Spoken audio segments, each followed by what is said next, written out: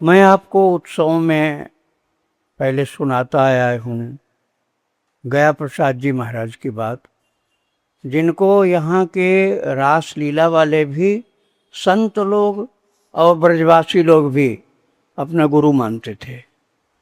और उनका गीता वाटिका गोरखपुर से बहुत गहरा संबंध था, क्योंकि श्री पोद्दार जी महाराज स्वयं कहा करते थे, यदि पोद्दार जी के पास कोई जाता था भाई जी के पास, तो उनसे पूछता था कि हमको कोई संत बताइए जिनके सानिध्य में हम जाकर कुछ दिन निवास करें। तो वो गया प्रसाद जी का नाम बताते थे। वो गया प्रसाद जी का ही नाम बताते, कहते थे मर्यादा के अनुसार एक उत्तम कोटि के संत का जीवन है उनका। और उन्होंने लीला को, नाम रूप लीला धाम, इन चतुष्टयों में से लीला को सर्वाधिक भावपूर्वक ग्रहण किया था। जैसा कि पहले आप सुनते आए हैं कि रास लीला वाले जितनी मंडलियां थीं, आज भी वो प्रभाव है। रासलीला की मंडली वाले चाहते थे कि उनके ठाकुर जी एक दिन उनकी गोद में बैठ जाएं, श्री गया प्रसाद जी की गोद में, कि वो मंडली हमारी बहुत अच्छी हो जाएगी। कारण ये था कि वो साक्षात भगवान का ही स्वरूप देखते थे। देखो, अभिनय करने वाला सब भगवान का रूप अपने आप को मान ले ऐसा तो मुश्किल होता है, लेकिन देखने वाला मान लेता है जल्दी। अभिनय करने वालों में से तो बहुत से एक्टर कहलाते हैं और उनका नाम ही लोग लेके बोलते हैं, तो सिनेमा हो गया वो। और यदि उसमें किसका रूप धारण किया है उसको आप महत्व दीजिए तो भक्ति का पक्ष हो गया। जैसे हम आपको रामायण में याद कराना चाहते हैं, सती जी ने सीता का वेश धारण किया था। जो रामचरितमानस पढ़ने वाले हैं उन लोगों को याद आ जाएगा।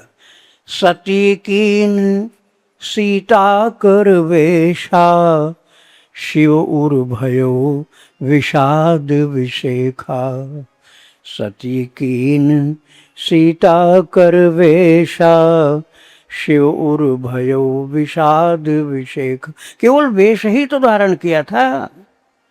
सती ने सीता का वेश धारण कर लिया और शंकर जी के हृदय में विषाद हो गया विशेष रूप से। क्यों? अब जऊं करूं सती सन प्रीति, मिटई भगति पथ होई अनीति। अब जऊं करूं सती सन प्रीति, मिटई भगति पथ होई अनीति। अनीति हो जाएगी। शिव जी कह रहे हैं यदि मैंने सती से प्रेम किया पहले जैसा, पत्नी की जैसा, अब यदि मैंने उनसे प्रेम किया तो मिटे भगत पथ होय अनीति। भक्ति का पथ मिट जाएगा और अन्याय अनीति हो जाएगा, क्योंकि सती ने सीता माता का वेश बना लिया। अब आप वेश को समझिए कितना महत्व है। कुछ लोग हुए हैं जिन्होंने वेश धारण करने वालों ने भी अपने उस स्वरूप को प्राप्त कर लिया है। जैसे मैंने राम हर्षण दास जी महाराज का चरित्र सुनाया, 15 भाग में सुनाया। राम हर्षण दास जी महाराज जो अयोध्या जी में थे, जिन्होंने बचपन में राम जी का रूप धारण करके रामलीला किया था। बहुत कई साल तक किया था रामलीला, और उसमें राम बनते थे। और फिर धीरे धीरे धीरे धीरे वो वैराग्यवान संत हो गए और उनके ऊपर राम का आवेश भी रहने लगा। ऐसे ही घनश्याम जी की चरितावली आप 40 भाग में सुन चुके हैं, जो वृंदावन के ही थे। और उन्होंने राधा जी महाराज को, राधा बाबा को, और श्री भाई जी पोद्दार जी महाराज को गीता वाटिका में और भी कई जगह खूब लीला दिखाई। उसमें छोटे से थे वो बाल कृष्ण बनते थे, और बाद में घनश्याम बाल संत हो गए। वो अपने को एक्टर नहीं मानते थे, वो भगवान के आवेश में रहने लगे थे। ये तो मैंने अभिनय करने वालों की बात सुनाई, लेकिन दर्शन करने वालों में लाखों ऐसे भक्त हुए हैं जिन्हें दर्शन करने पर भगवान के दर्शन का अनुभव होता है। आप लोग हमेशा देखते आए हैं, चाहे श्री राम भगवान की रामायण की लीला हो, रामायण सीरियल, और चाहे कृष्ण भगवान का हो, और चाहे महाभारत में आपने देखा हो, तो उनको भले एक्टर वो आपस में महसूस करें, लेकिन देखने वाले के आंसू गिरने लग जाती है, देखने वाले के आंसू गिरने लग जाती है। कई लोग तो आरती पूजा वंदन प्रणाम भी करने लग जाते हैं। अर्थात लीला दर्शन करने का आनंद विशेष है, वैसा वर्तन करने का आनंद उतना नहीं जितना दर्शन करने का आनंद है। तो इसलिए शंकर जी ने सोचा कि अब मैं कैसे सती से प्रेम करूं, क्योंकि इसने तो सीता का विष बना लिया। तो प्रभु श्री राम जी मेरे आराध्य इष्ट देव हैं और सीता को मैं माता मानता हूं, और सती ने वही रूप धारण किया। तो मन में शिव संकल्प कीन मन माही, यही तन सती भेंट अब नाही। अब जब तक सती का यह शरीर रहेगा, मैं पत्नी की तरह से इससे नहीं मिल सकता हूं। इसलिए सम्मुख शंकर आसन दीन्हा, शिवजी ने सम्मुख आसन दिया, बगल में नहीं। अगला जन्म जब हुआ है पार्वती के रूप का, तब वाम भाग हर आसन दीना, सती रूप में वाम भाग में आसन नहीं दिया। तो ये लीला जो है, चाहे रामलीला हो चाहे रासलीला हो, ये साधकों के लिए बहुत कल्याणकारी चीज है, और उसमें उस व्यक्ति के लिए विशेष रूप से जो उस लीला में भगवान को देखता है। नाटक देखोगे तो हल्की बात रहेगी, आप भगवान की लीला देखो और भगवान का स्वरूप देखो। गया प्रसाद जी की यही विशेषता थी, वो बच्चा नहीं देखते थे, वो भगवान देखते थे। पहले मैंने सुनाया था आपको, प्रेम किशोर जी की लीला देख करके गया प्रसाद जी बिल्कुल पागल की हालत में हो गए थे, क्योंकि वो चले गए थे राजस्थान। लगभग 18-20 दिन तक कुछ खाया पिया ही नहीं उन्होंने। बच्चे का नाम तो था योगेश घर में, लेकिन उन्होंने अपने प्रेम की जादू से गया प्रसाद जी के जीवन को ऐसा प्रेममय कर दिया कि वो उनके नाम गांव का घर का पूछे ही नहीं, उन्होंने प्रेम किशोर नाम रख दिया। अब आपको मैं बताने जा रहा हूं एक गहरी बात कि हमको अपने जीवन में क्या सीखना है। ये सबसे पहले ठाकुर उनके जीवन में आए, रासलीला के ठाकुर प्रेम किशोर जिनका नाम रखा, नाम योगेश सब भूल गए, प्रेम किशोर नाम रह गया। और उसके बाद जो ठाकुर उनको प्राप्त हुए रासलीला में, उनका नाम था राम स्वरूप। लोगों की दृष्टि में तो बड़े होने पर वो रासलीला के आचार्य हो गए थे, रासधारी, और एमएलए भी बन गए थे। और घटना मैं बता रहा हूँ शिक्षा वाली आपको। एक दिन एक रासलीला मंडली वालों ने आकर के कहा, महाराज जी, उनसे कहा गया प्रसाद जी महाराज जी, आप जिनको बड़े ठाकुर कहा करते हैं, बड़े ठाकुर कहते थे किसको? रामस्वरूप शर्मा को। उस समय 10 साल के थे वो उनके मैं अवगुण बताऊं, उनकी कमियां बताऊं आपको? आप तो बड़े ठाकुर कह के उनको भगवान मानते हो, मैं उनकी कमी बताऊं? बस वो हाथ जोड़ करके उस आदमी की सिर झुकाकर बोले, भैया नहीं बताना मुझे। क्यों? बोले, मैं उनको भगवान मानता हूं, मैं अपने भगवान का कोई अवगुण सोच भी नहीं सकता, आप ये मत करना, मुझे मेरे भगवान का अवगुण मत बताना। और हम लोगों में से कितने ऐसे होते हैं जो अपने गुरु का अवगुण सुन लें तो और ज़्यादा उसको सुनना चाहते हैं, भगवान का अवगुण सुन लें तो और ज़्यादा उसको बढ़ा चढ़ा करके सुनना चाहते हैं।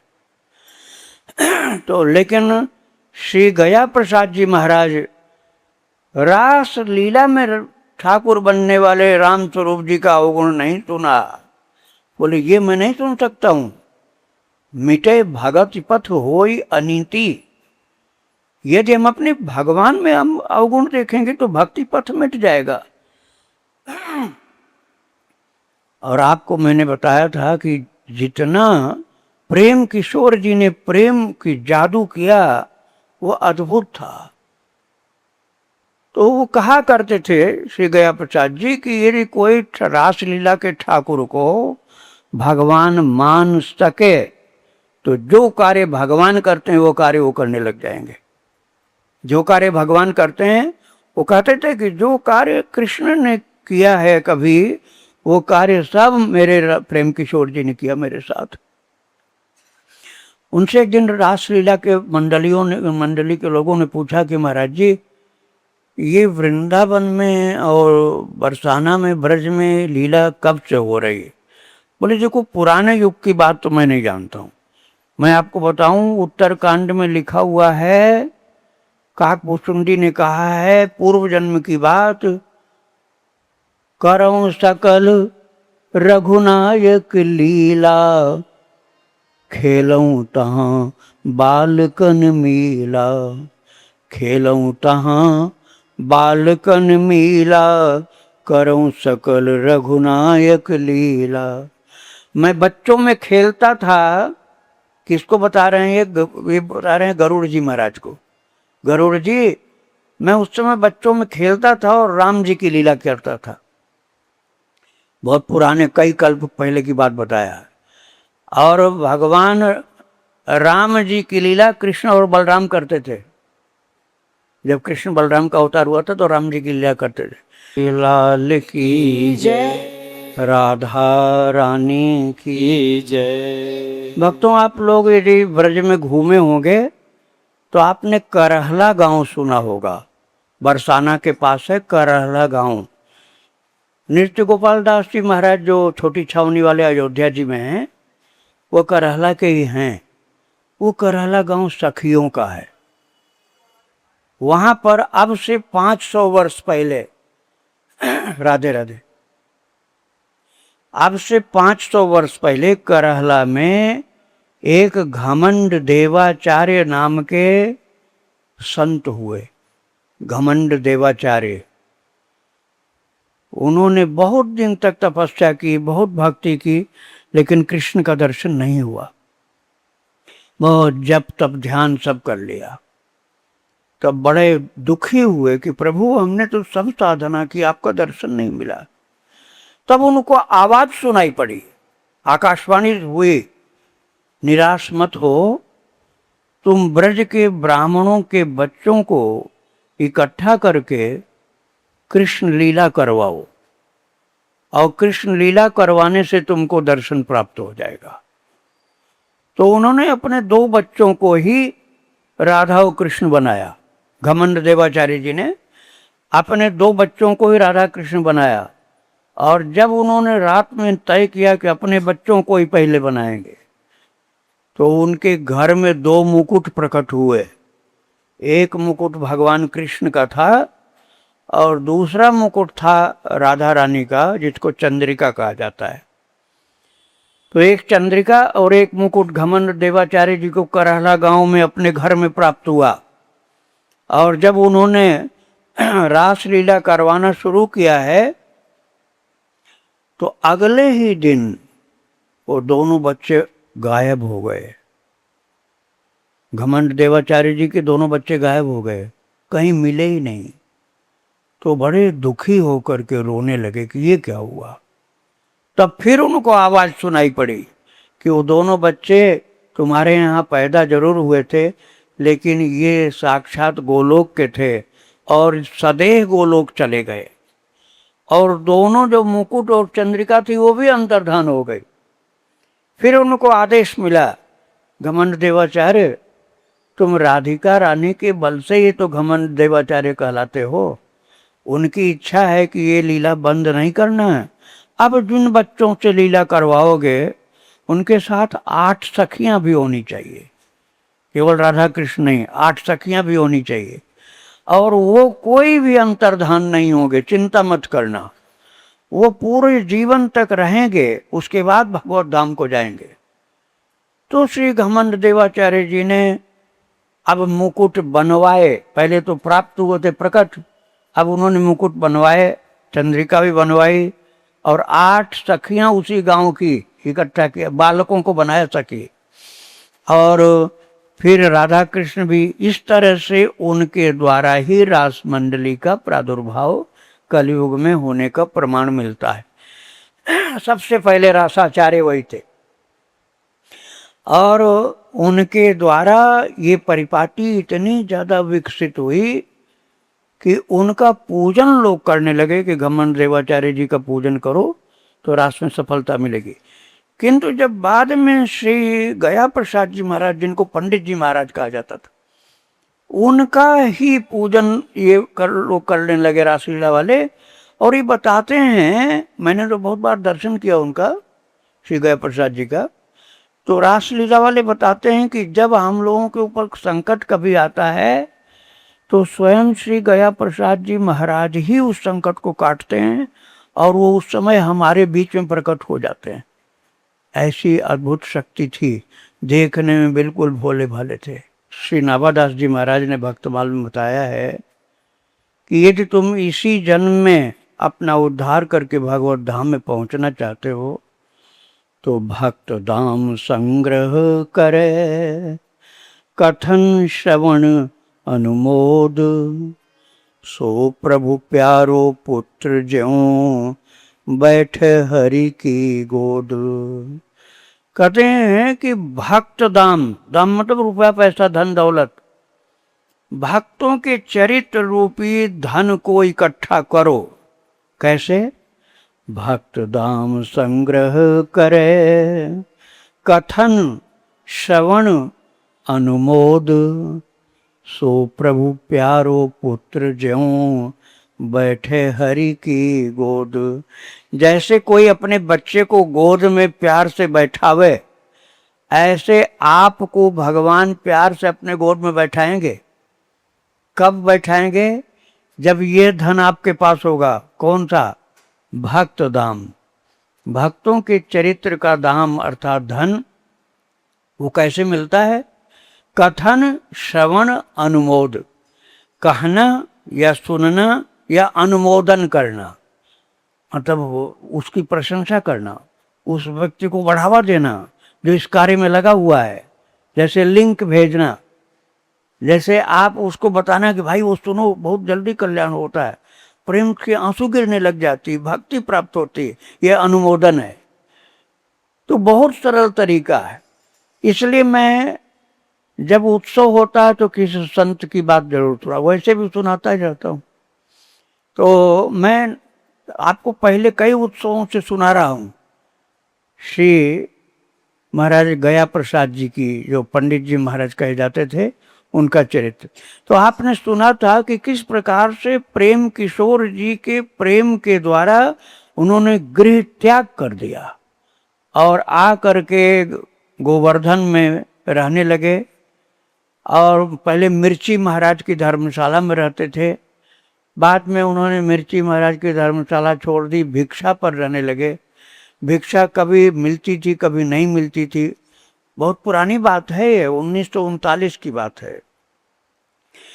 फिर उन्होंने कह रखा था जिस दिन आपको भिक्षा न मिले, मांगने नहीं जाते, बिन मांगे अनपेक्षित भिक्षा, बिना कारण से बिना मांगे ही अयाचित भिक्षा कहिए।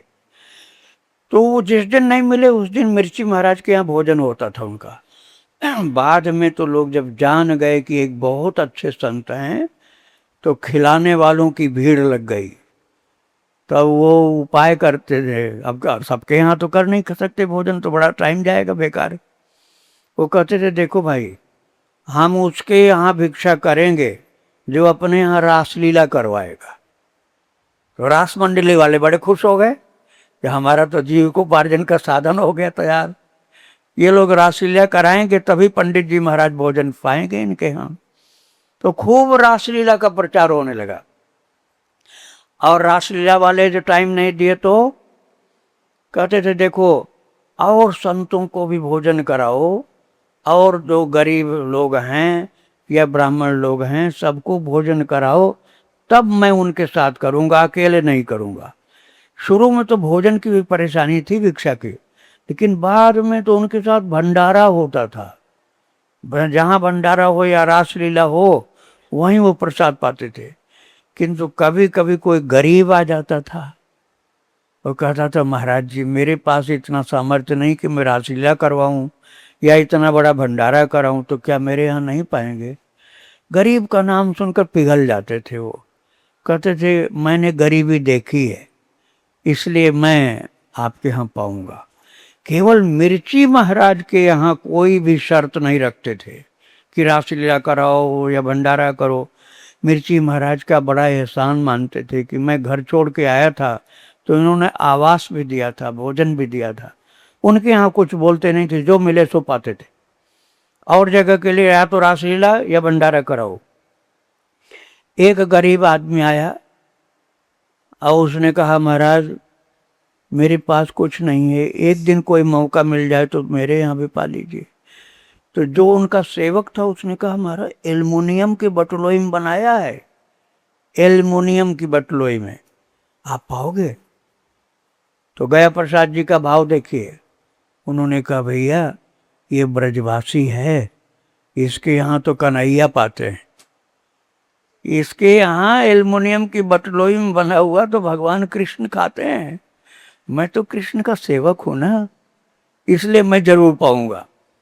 ऐसे भाव से दोष नहीं दर्शन करते थे। और एक और भक्त मिला, उसने कहा कि महाराज जी मेरे पास तो कुछ ज़्यादा कुछ है नहीं, मैं ज़्यादा लोगों को नहीं करा पाऊंगा, आपके साथ एक दो लोग होंगे तो करा लूँगा। बोले अकेले भी मैं खा लूँगा, चिंता मत करो। तुम्हारे पास कोई गाय है? बोले हाँ एक गाय है। तो तुम उसी का दही बना के एक छोटी सी मटकी में ले आना और कुछ नहीं ले आना। तो मटकी में वो अपनी गाय के दूध का दही बना के ले आया, गरीब आदमी, गंगाराम नाम था उसका।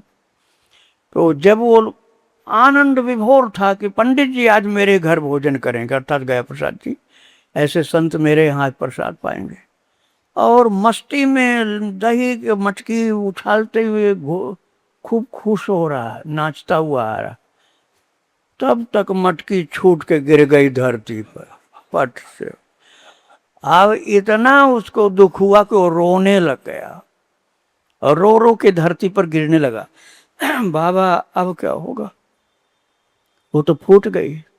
बोले काहे चिंता करते हो, कहाँ है? बोले वो पर फूट गई। गया प्रसाद जी अपना आसन छोड़ के भाग के आए और उन्होंने वो मटकी फूटी हुई उठाकर उसमें चाट चाट के सब खा लिया।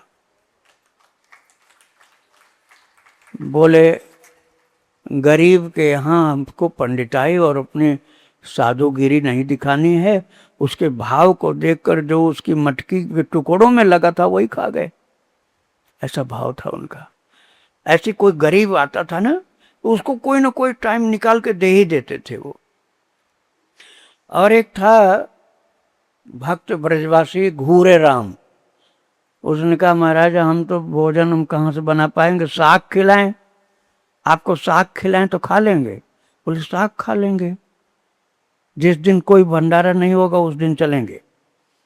तो उसकी घर वाली जो थी, पत्नी जो थी, वो कुछ साग बथुआ जैसे कुछ साग उबाल दिया और बड़े बड़े करके काटा भी नहीं, बारीक उबाल दिया और नमक डालना भूल गई।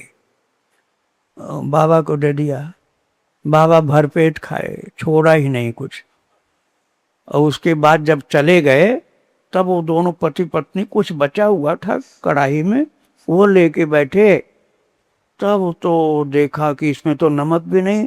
वो भागा हुआ गया बाबा के पास और रोता हुआ, महाराज मुझसे गलती हो गई, बथुआ के साथ में नमक भी नहीं डाला और आप तो सब प्रसाद पा गए। बोले भैया बथुआ में भगवान ने पहले से नमक डाल रखा है, बथुआ नमकीन होता है, इसलिए हमको कोई परेशानी नहीं हुई और मैंने खूब प्रसाद पाया है। इस तरह से भंडारा, कहीं रासलीला, कहीं गरीबों का दुख न हो जाए, मन उनका न दुख जाए, इस तरह से भिक्षा चलती थी। एक दिन और बड़े आश्चर्य की बात हुई कि स्वयं बांके बिहारी ने अपने एक गोसाई को स्वप्न दिया कि मैं चाहता हूँ कि मंदिर में गोवर्धन से गया प्रसाद जी को बुलाया जाए और यहाँ उनकी भिक्षा कराई जाए। मुन्नालाल गोसाई थे, वो गए वहाँ तो बहुत खुश हुए, बोले आज बांके बिहारी के मंदिर में मुझे बुलाया गया, मैं तो चलूं, लेकिन अब मेरे गुरुदेव नहीं है वहाँ, अब मेरे गुरुदेव वृंदावन में नहीं हैं और उन्होंने शरीर छोड़ने के पहले मुझे बोल दिया था अब गोवर्धन से कहीं जाना नहीं, तो अब आप लोग लाओ तो मैं पालूंगा। बोले जरूर लाऊंगा महाराज। अक्षय तृतीया का दिन तय हुआ। अक्षय तृतीया को विशेष पर्व होता है, तो उस दिन यहाँ से पंडा लोग ले करके गए प्रसाद, और वो चंदन भगवान को केवल चेहरे में नहीं लगाते और पूरे शरीर में चंदन उस दिन लगाते हैं। वो चंदन ले गए, श्रृंगार के लिए कुछ माला ले गए, और वो सब बहुत प्यार से उनको श्रृंगार किया अक्षय तृतीया वाला, और फिर उनको एक से एक बढ़िया से बढ़िया व्यंजन की भरमार वो खिलाने लगे। और वो उस समय वृद्ध होने लगे थे, पछता नहीं था ज्यादा, लेकिन बांके बिहारी ने आपके लिए भेजा है, आपको खाना पड़ेगा, ऐसे कह कह के पंडा लोग, पुरोहित, जो पुजारी लोग, वो सब खिला रहे हैं। और उनको भूल गया कि मैं भोजन कितना करता हूँ, कितना करना चाहिए। खाते जा रहे हैं, खाते जा रहे हैं। कुछ लोगों ने इशारा किया, बाबा 10 गुना भोजन खा चुके हो तुम, रोजाना का 10 गुना भोजन खा चुके हो, अब याद करो कितना भोजन कर चुके हो। तो वो हाथ जोड़े बोले, भैया वो ऊधमी है ना, बांके बिहारी को बोले, वो ऊधमी है ना, उसने ऊधम अपना दिखाया है, मैं तो 10 दिन में खाता इतना, अकेले एक ही बार में खा गया।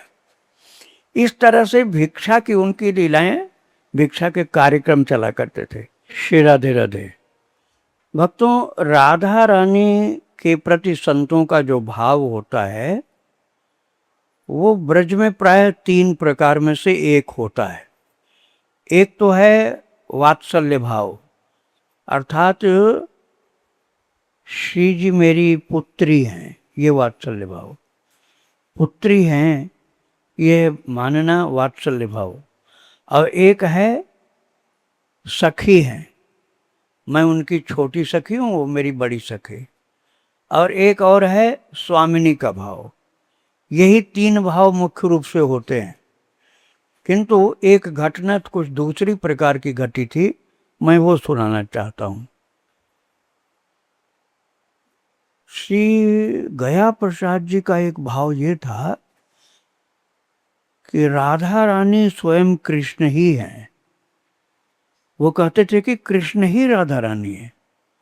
उन्होंने 2 रूप बनाया है, नंद बाबा के यहाँ कृष्ण रूप में हैं, और वही कृष्ण कीर्ति के यहाँ राधा बन करके कृष्ण ही आए हैं, कृष्ण ही 2 रूप धारण किया, ऐसा भाव था उनका। और एक उनके सेवक थे खुशी राम जी, वो बाबा की सेवा में रहते थे। तो ये बात है गोवर्धन जी की, जहाँ लक्ष्मी नारायण मंदिर में सबसे ज़्यादा महाराज जी रहे। तो वहाँ उन्होंने देखा खुशी राम जी ने कि महाराज जी के आराम का समय है, तो सावधान होके बैठ गए कि किसी को आने नहीं देंगे, और महाराज जी आराम कर रहे थे। और भक्तों, उसी समय एक छोटी सी कन्या आ गई, न जाने कहाँ से आ गई, देख ही नहीं पाए, और वो छमक छमक करके नाचने लग गई। और जब वो नाचने लगी तो खुशी राम जी बोले, अरे लाली, तुम यहाँ नहीं नाचो, न खेलो कूदो, देखो पंडित जी महाराज सो रहे हैं ना, जग जाएंगे, इनको नींद में बाधा मत डालो। तो कन्या बोली कि आप मुझको जानते नहीं हो। ब्रज की बोली में बोला था, मोको तुम जानो ना है, मैं पंडित जी महाराज की लाली हूँ, पंडित जी की मैं लाली हूँ, और मैं रोजाना आती हूँ, मैं रोजाना आती हूँ, तुमने मुझे देखा नहीं, पहली बार देखा। ऐसा बोलते बोलते वो कन्या अंतर्धान हो गई। खुशी राम जी की आंखों के सामने बोलते बोलते अंतर्धान हो गई। तब वो समझ गई कि अरे तो राधा जी थी। तो रोने लग गए कि मैं पहचान नहीं पाया। पंडित जी उठ गए, श्री गया प्रसाद जी बोले क्यों रो रहे हो, क्या बात है? बोले अभी अभी की घटना, बिल्कुल अभी की घटना है। एक छोटी सी बच्ची यहाँ खेल रही थी, फिर नाचने लगी। मैंने कहा पंडित जी की नींद में बाधा पड़ जाएगी, तुम यहाँ पर नहीं खेलो, दूसरी जगह चली जाओ। तो बोली कि मैं तो पंडित जी की लाली हूँ, मैं कहाँ जाऊँगी, और ऐसा बोलकर अंतर्धान हो गई हूँ। तब श्री गया प्रसाद जी रोने लगे। गया प्रसाद जी बोले कि मैं लाली ही मानता हूँ उनको, और ये मैं यही मानता हूँ कि कृष्ण ही हैं लाली के रूप में, और आज उन्होंने बोल करके बात प्रमाणित कर दिया और तुमको दर्शन दे दिया। अब एक बात मैं इससे संबंधित आपको सुनाना चाहता हूँ। एक श्री वल्लभ जी महाराज थे, उनको छोटी सी ठाकुर जी की छवि राधा रानी की, राधा रानी के छोटा सा स्वरूप दिया था श्री राधा बाबा ने गीता वाटिका में, और उन्होंने प्राण प्रतिष्ठा नहीं की थी, बड़े प्यार से उनको खिलाया था, दुलराया था, और कुछ कपड़ा पहनाया, भोग लगाए, बोले प्राण प्रतिष्ठा हो गई, ले जाओ। तो वो जतिपुरा में रहते थे, जतिपुरा परिक्रमा में पड़ता है, गोवर्धन की परिक्रमा में। ये बात वो श्री वल्लभ जी महाराज ने आकर, वल्लभाचार्य की बात नहीं है, वल्लभ गोसाई की बात है, उन्होंने एक दिन बता दी पंडित जी को, अर्थात गया प्रसाद जी को। तो गया प्रसाद जी, राधे राधे, नहीं बात नहीं करो फोन पर, अभी आप लोग फोन को छिपा के रखो, साइलेंट करो। तो उस समय श्री वल्लभ गोसाई की बात सुन करके गया प्रसाद जी दर्शन करने गए। बोले राधा बाबा ने इनकी प्राण प्रतिष्ठा की, बोले भावमयी प्रतिष्ठा की है, कर्मकांड वाली नहीं की है। बोले कि अब तो मैं अपनी लाली को देखने आया करूंगा, क्योंकि तुमने मेरी लाली को पाल रखा है, पाल रखा है, अब ये तुम्हारे ही पास रहती है, तो जाया करते थे। एक दिन और एक घटना घटती है, उसको थोड़ा आप सब ध्यान लगा के सुनिए, बहुत समझने की बात है। पहले मैंने बताया 3 भाव ब्रज में चलते हैं राधा जी के साथ, एक तो लाली का, दूसरा सखी का, और तीसरा स्वामिनी का। तो अब घटना में जो बता रहा हूँ वो मथुरा के डिप्टी कलेक्टर की बात है। मथुरा के डिप्टी कलेक्टर उस समय थे राजनारायण सक्सेना, और राजनारायण सक्सेना जो डिप्टी कलेक्टर थे यहाँ के एडीएम, वो थे अयोध्या के पास के रहने वाले, सुल्तानपुर जिले के थे। तो वहाँ अयोध्या के पास के लोग तो जानकी जी को माता ही मानते हैं, वहाँ ये नहीं चलता है कि स्वामिनी हैं, सखी हैं, ऐसा बहुत कम लोग, वहाँ सीधा माता मानते हैं, जानकी माता, जानकी मैया। तो वो राजनारायण सक्सेना जी जो एडीएम साहब थे, मथुरा के थे, मथुरा में एडीएम थे, और रहने वाले सुल्तानपुर के, वो उसी भाव से बचपन से, जैसे सीता जी को माता कहते थे, ऐसे ही वो राधा जी को भी माता कहते थे। अब यहाँ जब मथुरा में आए तो भक्त होने के कारण बरसाना बहुत आते थे, वो वृंदावन बहुत आते थे, तो अधिकारी थे, तो उनके लिए कोई बाधा भी नहीं थी, दर्शन भी सुविधा से लोग करा देते थे। और धीरे धीरे धीरे धीरे मंदिरों में खूब उनकी परिचय, प्रीति हो गई।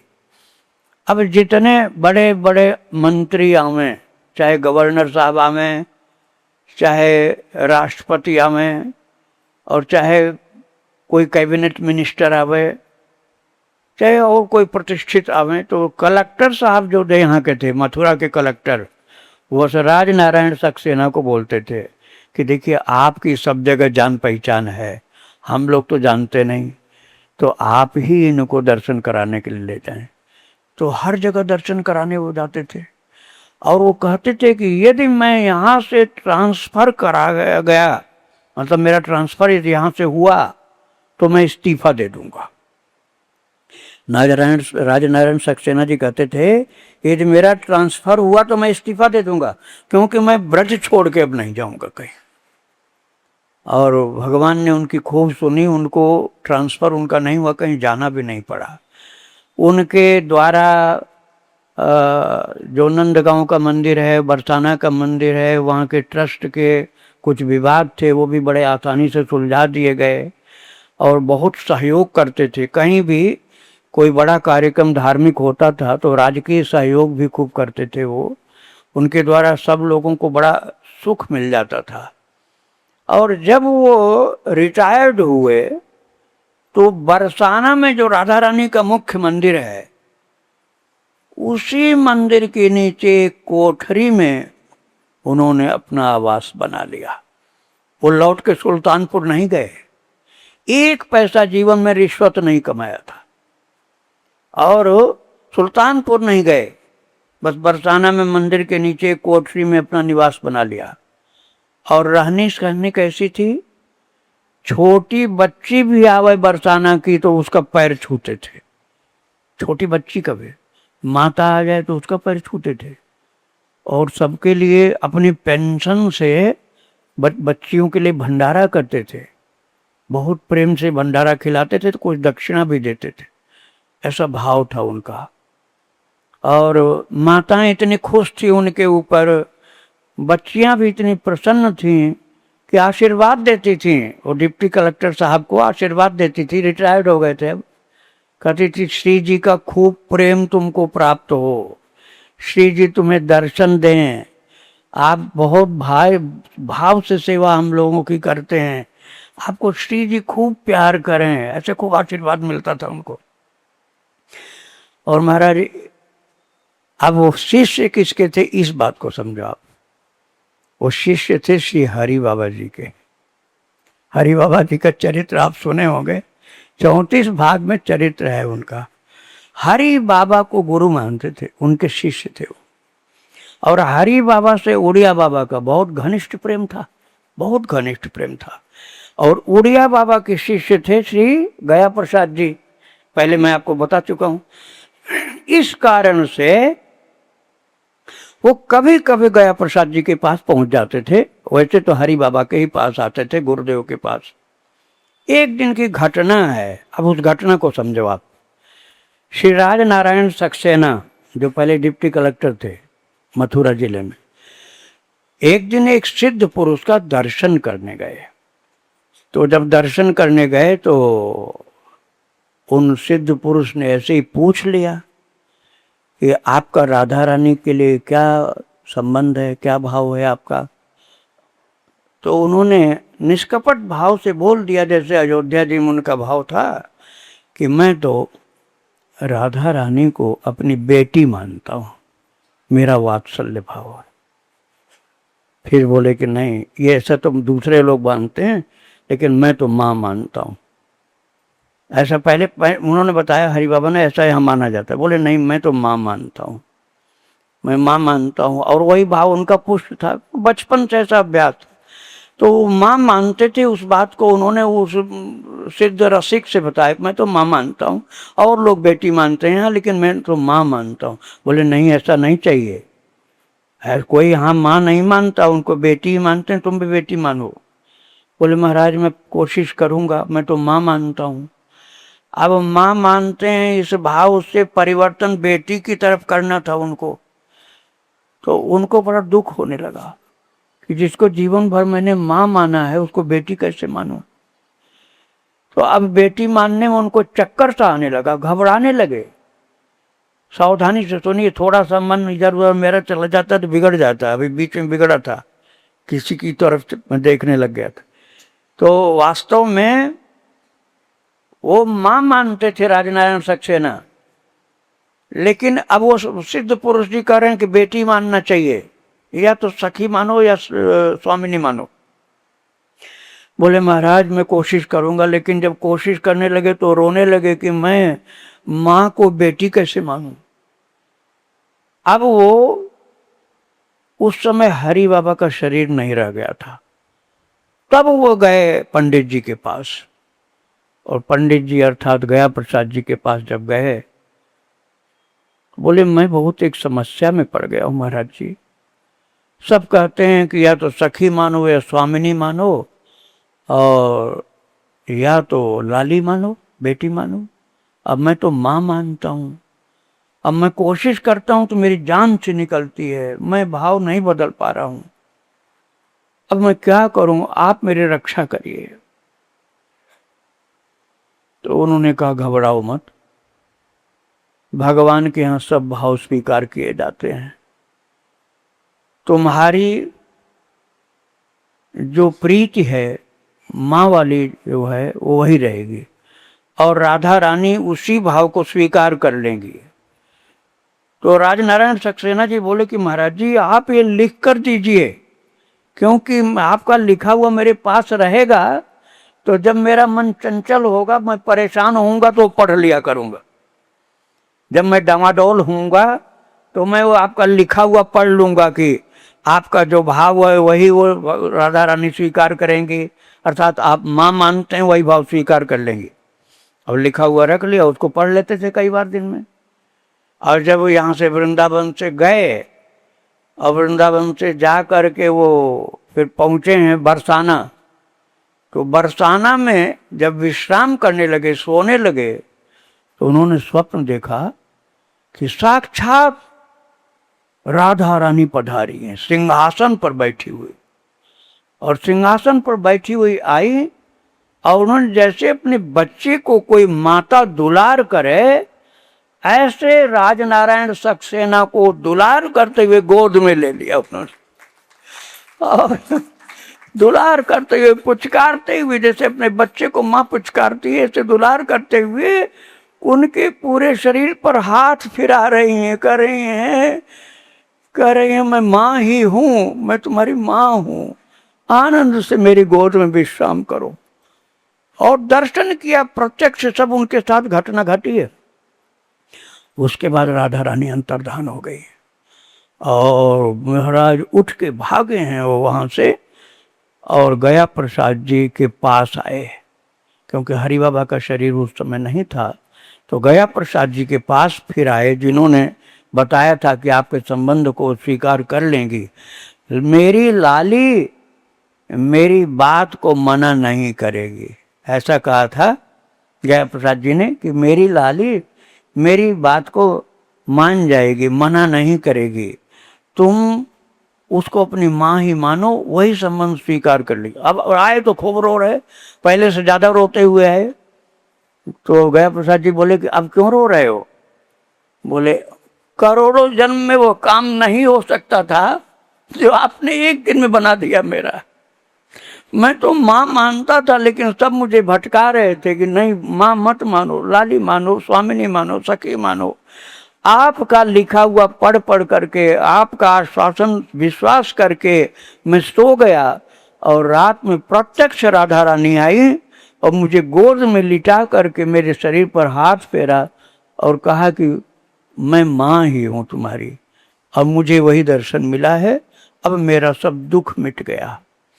तो भक्तों, वास्तविकता यही है, मोह तो ही नाते अनेक, मानिए जो भावे, ज्यों त्यों तुलसी कृपालु, शरण शरण पावे।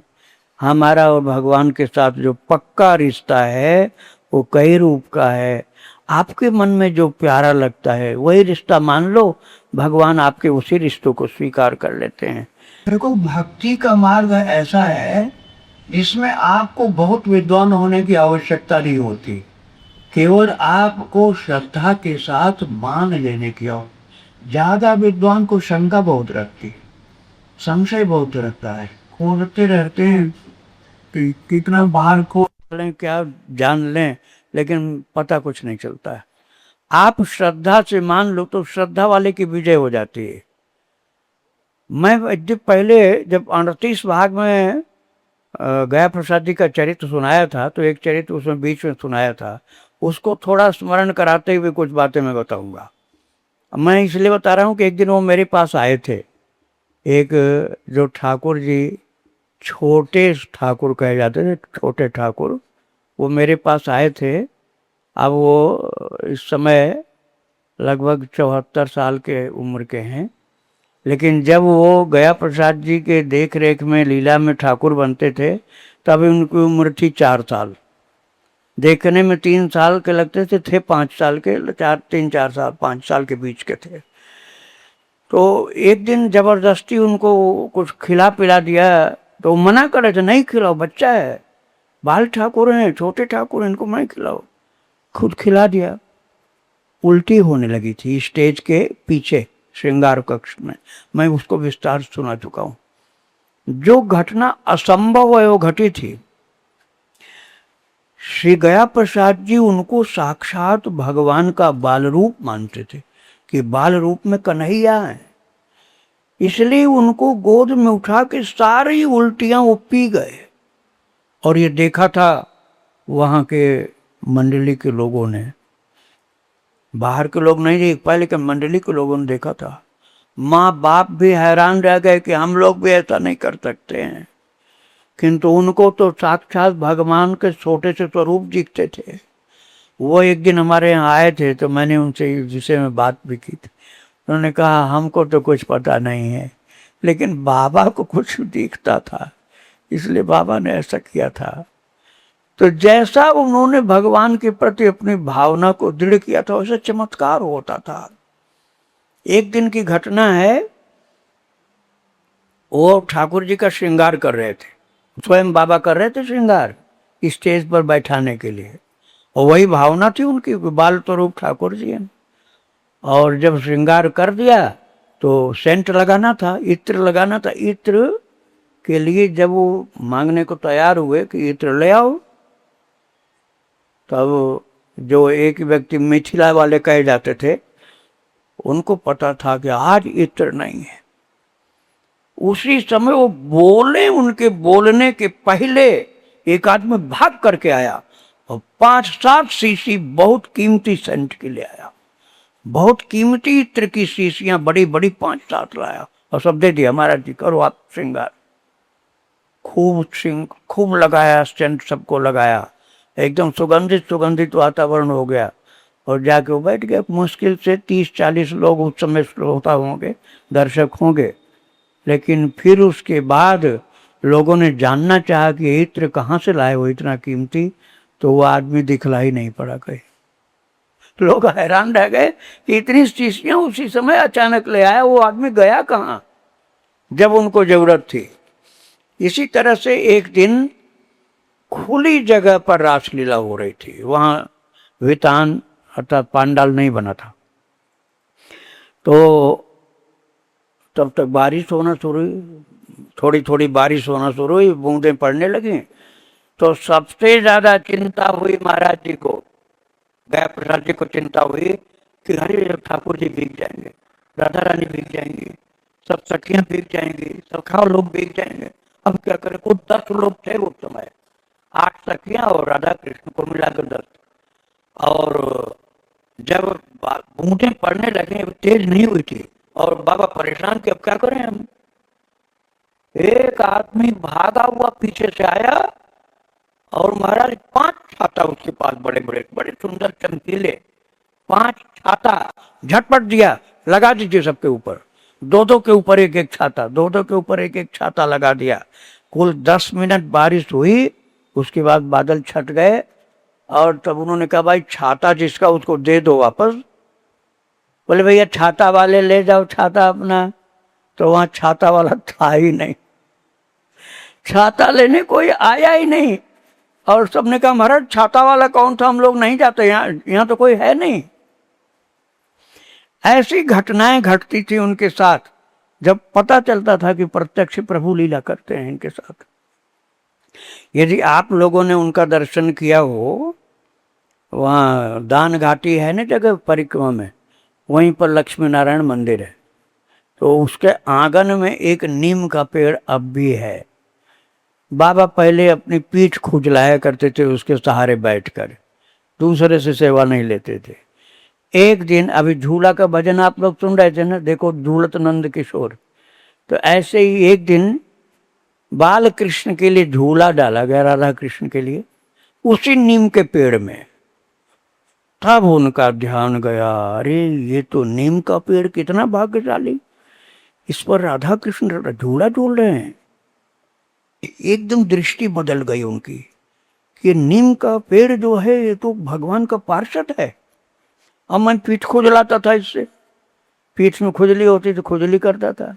कितने लोग तो यहाँ अपनी लठिया टेक जाते थे, कितने लोग अपना छाता खड़ा कर जाते थे, कितने लोग टाट पट्टियाँ डाल जाते थे। अब कोई नहीं ऐसा करेगा, ये भगवान का झूला है।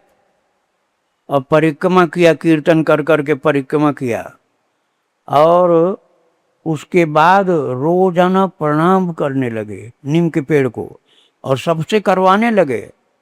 और चमत्कार क्या हुआ कि उसमें पतझड़ होना बंद हो गया। जो साल में एक बार पतझड़ होता था ना, वो बंद, सदा हरा भरा। मैंने उस वृक्ष का दर्शन किया है जिसकी बात मैं बता रहा हूं। सदा फूल और सदा फल, हर ऋतु में फूल उसमें आते थे, हर ऋतु में किसी एक डाली पर फल और फूल लगा हुआ है, अगली ऋतु में दूसरी डाली पर कोई न कोई डाली पर फल फूल लदा रहता था। ऐसी प्रकृति भी बाबा को चाहती थी और ठाकुर भी चाहते थे। एक ठाकुर की बात मैं आपको सुना दूं। यहाँ यदि आप लोग वृंदावन में घूमे होंगे, खूब घूमे होंगे, तब जान पाएंगे। आप वृंदावन में बांके बिहारी से बनखंडी की ओर चलो तो मोटे गणेश के पहले ही एक गिरधारी मंदिर पड़ता है। मैं वहाँ पहले कथा सुनने भी गया हूँ, रासलीला भी देखने गया हूँ। गोपालाचार्य जी, अब मुझे याद आया, गोपालाचार्य जी वहाँ भागवत कथा कर रहे थे और मैं हरि बाबा आश्रम में उस समय रहता था, तब ये भक्ति आश्रम नहीं बना था। तो मैं रोजाना वहाँ सुनने जाया करता था। उसी मंदिर की बात आपको बता रहा हूँ। उसी मंदिर में अयोध्या जी से रामलीला आई थी। रासलीला तो यहाँ होती रहती, रामलीला आई थी। और रामलीला का आयोजन जयराम देव बाबा ने कराया था। उन्हीं जयराम देव बाबा ने, उस समय हरि बाबा भी विराजमान थे, तब की बात है, उड़िया बाबा भी विराजमान थे उस समय। और गोवर्धन से श्री गया प्रसाद जी को जयराम देव बाबा जाके ले आए। बोले ठाकुर की सेवा आपके जैसी हम लोग नहीं कर सकते हैं, आप तो उनको प्रत्यक्ष भगवान मान के करते हैं। तो जैसे राधा कृष्ण की आप करते हैं, ऐसे हमारे यहाँ रामलीला हो रही है गिरधारी मंदिर में, तो आप करिए वहाँ सेवा। बड़े खुश हो के आए और फिर सीताराम जी की सेवा ऐसे करते थे जैसे राधा कृष्ण की करते थे। लेकिन जिस दिन उनका विदाई का कार्यक्रम था, जैसे कल विदाई होनी है सीताराम जी को अयोध्या जाना, उसके एक दिन पहले उन्होंने हाथ जोड़ लिया, बोले हम आपकी विदाई नहीं देख पाएंगे। मेरी इतनी हिम्मत नहीं है कि आपकी विदाई में देख सकूं, इसलिए मुझे आज ही आज्ञा दे दीजिए तो मैं गोवर्धन चला जाऊं। आप वृंदावन से अयोध्या जाएंगे, उस समय मैं कैसे आपको विदा कर पाऊंगा? मेरी तो आंसू रुकेंगे नहीं, मैं तो पागल हो जाऊंगा आपको विदा करने में। इतना मैंने आपकी सेवा की, दुलार किया, प्यार किया, कितने दिन तक मैं आपका सेवक बन के रहा हूं, अब मैं आपकी विदाई नहीं कर पाऊंगा। और रोते जा रहे हैं, बोलते जा रहे हैं। जब वो चलना चाहे तो महाराज स्टेज पर बैठे हुए दोनों बाल स्वरूप राम और जानकी के कूद करके उनके गोद में आ गए, उनकी गोद में आ गए, लिपट गए बिल्कुल, और वो भी रोने लगे। बोले आप मेरे भक्त हो, आप मत जाओ, मुझे आपसे बहुत स्नेह हो गया है, आप मत जाओ। तो जो एक व्यक्ति होते हैं श्रृंगारी, उनको कहा जाता है श्रृंगारी, मतलब श्रृंगार करने वाले, वो संभाल के लाए, सीताराम जी को संभाल के लाए बोले आप ऐसे मत कूदिए किसी के ऊपर। बोले किसी के ऊपर नहीं, ये तो महाराज जी हमारे भक्त हैं। बोले अच्छा बैठो बैठो। अब फिर वो पंडित जी फिर रोने लगे, हमें जाने की आज्ञा दे दीजिए। अब वो रोने लगे तो फिर कूद पड़े हो आकर के सीताराम जी उनकी गोद। अच्छा 3 बार किया तो उन्होंने कहा अब मैं क्या करूं बताओ। फिर सारी जनता रो रही थी। सीताराम जी का और बाबा का प्रेम देख के सारी जनता रो रही थी। केवल रास लीला वाले, रामलीला वाले ही नहीं, सारी जनता रो रही थी। सबको लग रहा था कि आज गिरधारी मंदिर के ईंट ईंट रो रही है इनका प्रेम देख देख कर, भक्त और भगवान का प्रेम देखकर चराचर रो रहा है। ऐसा अद्भुत प्रेम था उनका। आप लोग कभी गिरधारी मंदिर का दर्शन करके इस घटना की याद कर लेना। जब आप बनखंडी की तरफ गली में मुड़ोगे ना, तो मोटे गणेश के पहले ही गिरधारी मंदिर बाएं भाग में बाएं हाथ पर पड़ता है। भक्तों, आज भी गया प्रसाद जी की समाधि पर जाकर के रासलीला मंडली वाले प्रणाम करते, आशीर्वाद लेते हैं।